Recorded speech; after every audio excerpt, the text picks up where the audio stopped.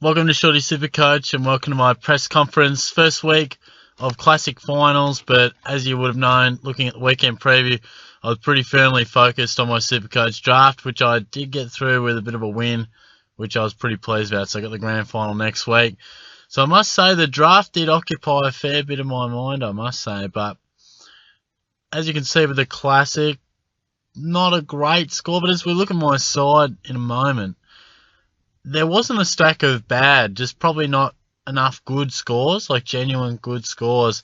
As you can see, they're not great in the league wins, so probably would have got knocked out of a couple of finals and certainly need my double chance on a couple of finals as well. So to drop outside the top 10,000, I was disappointed because, that's where I want to finish in there, particularly top 5,000 I'd love to, but I think probably the more realistic one would be around your 7,000 to 8,000, which I feel would be reasonable, particularly after a sluggish start.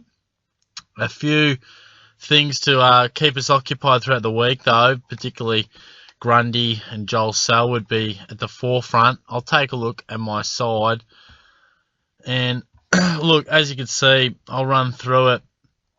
I'll just sort of glide down a bit and you can get a look. And when you go through, look, Lloyd wasn't that great. He was an obvious one who struggled. Witherden, you can't expect too much from.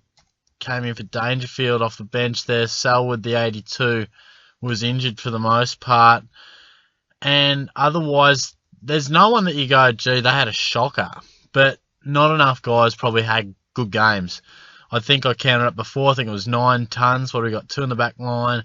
Midfield was good. Midfield was pretty good. 5 there.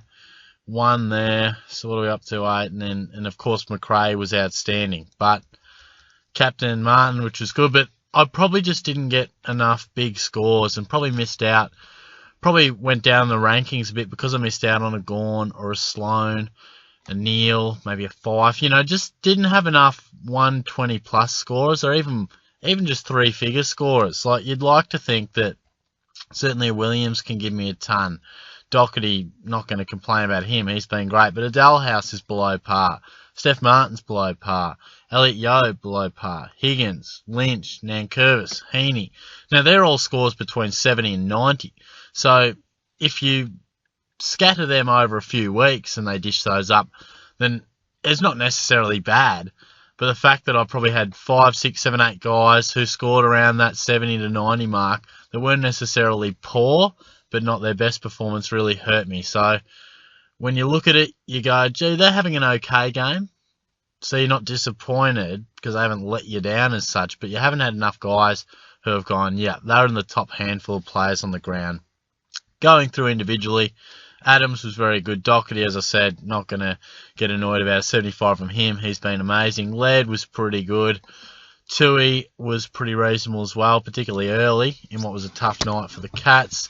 Williams, again, okay, but I'd like a ton from him. Shaw on the bench. Lloyd has been good, but the last few weeks has just trailed off a little bit. So I'd like a bit more out of him for the back half of the season, or the back finals part of the season. Martin, Mitchell, Bont, Treloar in particular, all very good. And Hanbury wasn't far behind. He was pretty impressive for the Swans. Dalhouse he's only just going, and I think he'll be a lock for next season, put it that way. There's been something that hasn't quite been right about Dalhouse. I haven't seen a stack of doggies games, but he just seems to be a little bit off, and I'm not sure why, but I think he'll be at a very nice price next season. Joel Selwood I alluded to, as I did Witherden. Brodie Grundy was very good, but he'll probably be talked about for that tackle more than anything. McRae, outstanding. I mean, look at that. It's funny, we talk so much about Dalhouse and McRae at the start of the season. I certainly endorsed getting both, but I certainly thought Dalhouse was the absolute must-have. I thought both were must-haves, but if you're ordering them, then certainly Dalhouse was first. And they probably both stayed around a similar average in the first 6-7 rounds. And then McRae's just kept on going up. And Dalhouse has just tailed off a bit. And a 162 was outstanding. Yo's been so-so. And to be fair, the rest of those forwards just so-so. Slightly below par. But when you have a lot of guys who are below par, 15, 20 points off where you'd like them to be, I probably had 6 of those. There's 100 to 140 points, depending how you want to gauge it. It doesn't take much. You just need, when this stage of the season, when a lot of people have premiums, all you need is a few to be a little off, cost you 20 points, and then all of a sudden you're in strife. And look, 162 from McRae. Aside from that, I didn't have any big scorers, which we saw a few other teams have. Looking forward, of course, I only have the 2 trades. Coming into the weekend, I was thinking Zach Merritt would hopefully drop to be within Pendlebury. I'm thinking he has, from what I know. Oh, I'm going to fall 3,000. I knew he needed to score about the 90 to 100 mark. So originally I was thinking wait for Merritt to hopefully drop, roll the dice a little bit, and get to around the 5-10 mark. And of course he's just fallen off that, which is a little disappointing. But it didn't really matter anyway, because I'll have to do a couple of trades. Joel Selwood out for the rest of the home and away season at least. The fact that Bruce is playing, albeit not very well. In a perfect world, I may have traded Grundy. I mean, that sounds crazy, but if you had a luxury trade up your sleeve, that's where you'd use it. Potentially in a do-or-die final, that's where you'd use it. But look, I would have to say, yeah, I'm probably going to have to, I'm sort of thinking on the run here, I'm probably going to have to bank on Bruce to play. If he doesn't, then I would have to downgrade him to a forward ruck and then swap Nankervis into the ruck, move Dalhouse back to the forward line. So, you know, ideally you'd have something along these lines. I had him over here. So, you know, ideally you'd welcome Dangerfield back. That'll happen, no dramas. But unfortunately, you lose Joel Selwood, and then you're in a little bit of strife. You know, Witherden, you can probably expect him to score reasonably well, but I think what I'd be doing is I'm going to need to find a bit of cash, probably to get to Merritt. I haven't looked at too many other players, but there's a possibility where maybe I downgrade ever so slightly from Joel Selwood to get that extra little bit of cash to go Pendlebury to Merritt. There should be options. I'll look at those in a moment, but plan B would be to move Bruce, get that coin, and I'm not sure how far away Pendlebury is. If Pendlebury's ruled out for the season, then of course it'll be Selwood Pendlebury. But if Pendles is going to come back for the last 2 rounds, then you might look at going down from Bruce. You get that swing with Nankervis, which I'll be able to swing him in for Grundy, and I'm probably going to fall a premium short at this stage. But I would just have to wait and see. I mean, you can probably cop a Witherden, but certainly Selwood will go.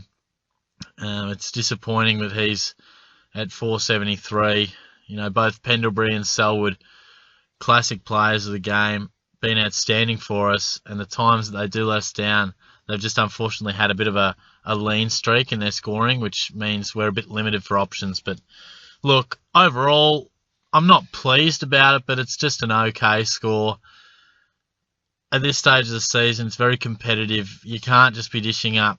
You know, 22.78 is not a bad score, but in a reasonably high-scoring round, when everyone's got pretty good sides, then that's where you're really going to be tested. So, look, I'm probably going to enter the last few rounds with 0 trades. A fair bit of coverage, as you guys know. Of course, I've got Shaw there and a fair bit of loophole action with both my back line and my forward line with Witherden and DeLuca. But so there's flexibility, there's premiums there. How well those premiums live up to that tag is yet to be seen, but we'll need a bit of a lift from them as a collective at Shorty Superstars, so we'll see how we go. Be sure to comment away. I will endeavour to get to those this week. Of course, interest does drop off a little bit at this stage of the season with SuperCoach. Not as many views, so hopefully getting this one out on Sunday night can pump that out. But I've been pretty busy too with moving house here in Ballarat and organising a few things back down in Geelong. So it's been keeping me pretty busy. Unfortunately, haven't got to some of the comments at times. But certainly give it a thumbs up, give it a like. If you haven't already, feel free to subscribe. We're always turning a bit of an eye already to next season. I think a lot of people will be doing that. So stay tuned for plenty over the off-season, but more importantly, I will be back later in the week to preview what will be an interesting, what will that be, semi-finals, knockout finals for many. So, yeah, stay tuned for that, and I'll chat to you guys later.